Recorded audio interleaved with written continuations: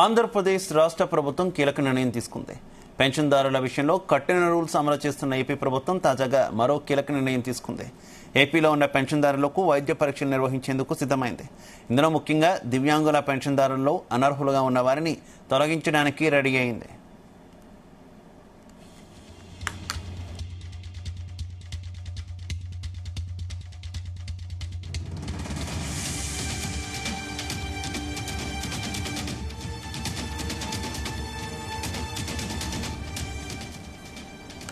ఈ నేపథ్యంలో అంధత్వం, వినికిడి లోపం, కాళ్లు అలాగే చేతులు దెబ్బతిన్న వారందరికీ వైద్య పరీక్షలు చేయబోతోంది ప్రభుత్వం. దివ్యాంగుల కోటాలో 6,000 రూపాయల పెన్షన్ పొందుతున్న వారందరికీ 1-2 రోజుల్లో వైద్య పరీక్షలు చేసి అనర్హులను తొలగించబోతోంది. ఏపీలో సుమారు 7 లక్షల మంది లబ్ధిదారుల్లో 40% అనర్హులు ఉండవచ్చని ఇప్పటికే నివేదికలు చెబుతున్నాయి.